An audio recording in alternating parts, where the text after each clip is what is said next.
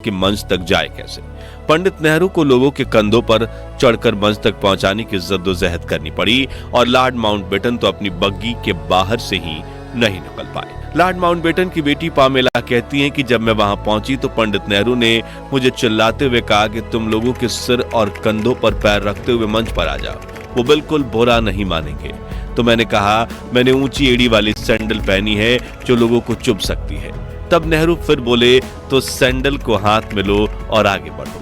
ये कहते हुए नेहरू भी लोगों के ऊपर से होते हुए मंच पर पहुंचे और फिर उन्हें देखते हुए मैंने भी अपनी सैंडल उतारकर हाथों में लिया और इंसानों के सरों पर कालीन की तरह पैर रखते हुए पहुंची, जहां मैं सरदार पटेल की बेटी मणिबेन पटेल के साथ जाकर खड़ी हो गई। उधर माउंटबेटन की बग्गी लोगों के सैलाबों के बीच इतनी बुरी तरह से फंस गई थी कि वो उसमें से उतरने की सोच भी नहीं सकते थे। इसलिए उन्होंने पंडित नेहरू की तरफ देखते हुए चिल्लाकर कहा, लेट्स होस्ट दी फ्लैग, यानी चलिए झंडा फहराइए। जिसके बाद प्रिंसेस पार्क में भारत का महान तिरंगा फहरा गया और माउंटबेटन ने अपनी बग्गी पर खड़े होकर ही तिरंगे को सलामी दी। जिसके बाद कुछ ऐसा हुआ जो अंग्रेजों के 200 सालों के शासन में कभी नहीं हुआ। जी हाँ, भारत की जनता ने पहली बार दिल से किसी अंग्रेज के नाम का जयकारा किया, वो थे लॉर्ड माउंटबेटन। हर तरफ एक ही नारा गूंज रहा था, माउंटबेटन की जय, पंडित माउंटबेटन की जय। उस दिन माउंटबेटन को वो सौभाग्य प्राप्त हुआ जो किसी अंग्रेज को नहीं हुआ था और उनकी आंखें खुशी से भर आईं। उस समय देश के करोड़ों देशवासियों ने आजादी का जश्न इतने बड़े स्तर पर मनाया कि जय हिंद जय भारत और भारत माता की जय के नारों की गूंज पूरी दुनिया के कोने कोने तक पहुंच गई। और आज की इस खास वीडियो में आपको देश के पहले स्वतंत्र दिवस की सैर पर ले जाने वाले हैं, जिसमें हम कुछ दिलचस्प किस्सों के साथ दुर्लभ वीडियोस भी देखेंगे। बाकायदा हम ब्रिटेन का झंडा उतारकर भारत का तिरंगा लगाने का दुर्लभ वीडियो भी देखेंगे।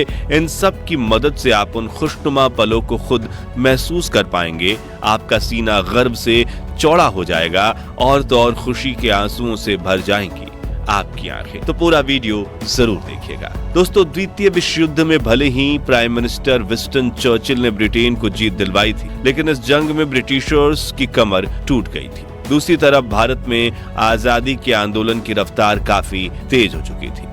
नेताजी सुभाष चंद्र बोस की देश के बाहर देश के लिए बनाई गई आजाद हिंद फौज अब जंग के लिए तैयार थी और महात्मा गांधी के नेतृत्व में देश में स्वतंत्रता आंदोलन अपने चरम पर था।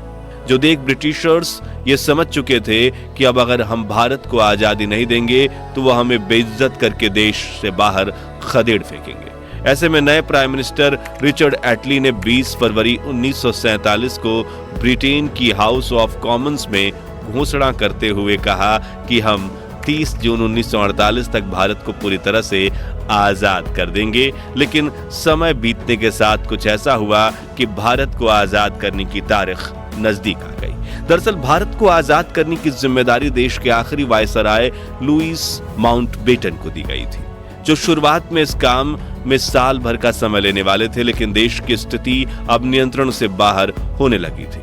इसी दौरान एक और स्वतंत्रता सेनानी लगातार संघर्ष कर रहे थे। वहीं दूसरी तरफ अंग्रेजों के डिवाइड एंड रूल षड्यंत्र की वजह से देश के कई इलाकों में जात पात के दंगे भड़क उठे थे। स्थितियां अंग्रेजों के हाथों से बाहर निकल रही थी। तभी ब्रिटिश इंडिया के आखिरी गवर्नर जनरल सी राजगोपालाचारी ने माउंटबेटन को समझाते हुए कहा कि अगर आपने 30 जून 1948 तक इंतजार किया तो वापस करने के लिए आपके पास कोई सत्ता ही नहीं बचेगी। यह बात उनके जहन में बैठ गई थी और लॉर्ड माउंटबेटन ने भारत को जल्द से जल्द आजाद करने का निर्णय लिया और 3 जून 1947 को इस प्रेस कॉन्फ्रेंस में ऐलान कर दिया गया कि 15 अगस्त 1947 के दिन भारत को आजादी दी जाएगी।